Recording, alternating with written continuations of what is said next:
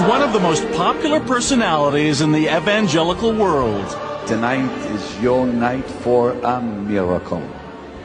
And one of the most controversial, and whether he's on his daily TV show. Someone has just been healed of cancer, stomach cancer.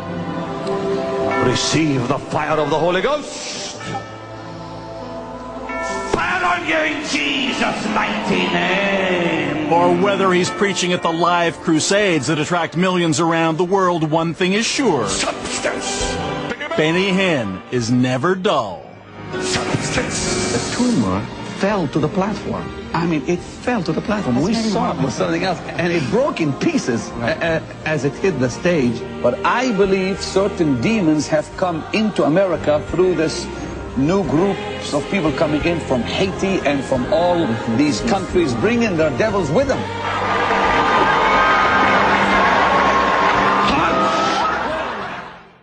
Showman, salesman, businessman, Benny Hinn has built himself into a kind of one-man multinational religious conglomerate. It's estimated his ministry brings in more than $200 million a year, mostly based on his pledge that you will be healed if you have enough faith, and especially if you attend his crusades. 4 years ago, we took our hidden cameras inside Benny Hinn's organization. Tonight, we'll tell you what's happened to him since. But our story isn't only about the man who promises miracles, but also about a remarkable little girl who is looking for one. Step out of your sickness, step out of your disease, and come into the river. He calls them Miracle Crusades, and as always, Benny Hinn's appearance 4 years ago in Calgary was a finely tuned event. Cancer cannot stand in the presence of the Holy Ghost. Cancer is only a name, but there's a higher name than cancer. That's Jesus. It all builds towards the miracle healing that Hinn maintains is channeled from God through him. The healing everyone here is waiting for. Fire on ya! Fire! Malbacoremelo. What you see on TV are the lucky ones allowed up on stage. But we found out how those people who actually meet Benny Hinn are chosen. We interviewed a man who saw those miracle crusades firsthand as one of Pastor Benny's security detail. He agreed to talk with us if we disguised his identity. We called him Andrew. How do they pick the ones they want to go on stage at that point? They have staff members that go through and give them a quick interview. And they'll ask them, what's wrong with you? Oh, I've had rheumatoid arthritis of my left shoulder. I can't lift it. All of a sudden, can you lift your shoulder? Because if you can't lift your shoulder, you can't go on stage. According to Andrew, the screening system has one purpose: to keep the truly sick or disabled away from Benny Hinn. Those people are never allowed near the stage. In our original broadcast, viewers were captivated by a mother and daughter we met in the stands at the Calgary Crusade. Janice Brulotte is a lifelong believer whose 8-year-old Grace couldn't walk because of a severe neuromuscular disorder. I said, honey, we could stay up here because, you know what? I said, Jesus is up here. And she said, no, Mommy. She said, I'd like to go down and see if Benny Hinn could pray for me. I said, are you sure? She said, yes, Mommy. Hoping for their miracle, they tried to make their way towards the stage, but they were intercepted by Hinn screeners, who ordered them to sit down. Grace and I moved over to the side. We sat and waited, and Grace asked me if I could help her to try and walk. And that was kind of her faith in action. And so I picked her up, and we tried walking back and forth. And that was kind of a hard moment.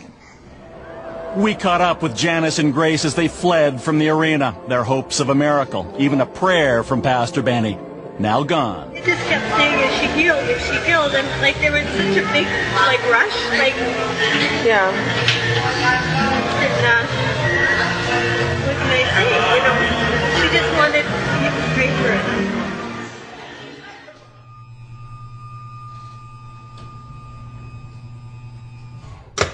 That was almost 4 years ago. Grace Brulotte is now 11. She didn't get her miracle from Pastor Benny that night, and she still can't walk. But you'll see she's not about to let that stop her. When I paint, I'm in my own world. I just like doing artistic things. I like doing scenery.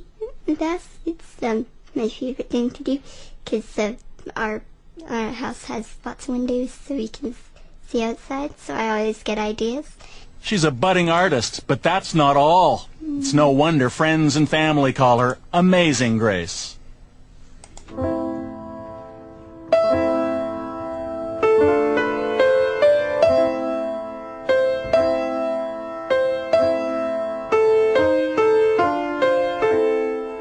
In addition to not being able to walk on her own, Grace still has stiff joints and weak muscles. She's got little mobility in her hands, but with a bit of help, she can play the piano. And not just any tune. This is Tchaikovsky.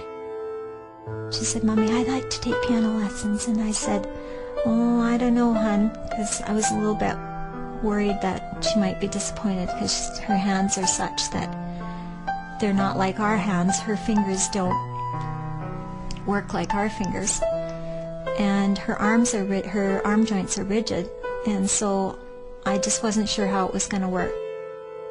It works beautifully. Today, Grace is at the Fernie Fellowship Baptist Church, where she lives in Fernie, British Columbia. She's playing Swan Lake at the Sunday service.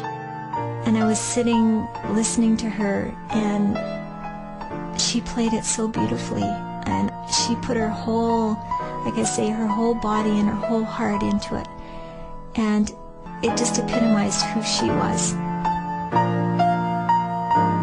You know, a little swan who was gray and seemingly ugly and not very popular with the flock, and little ugly duckling developed into a beautiful white swan and was loved and accepted by everyone after that.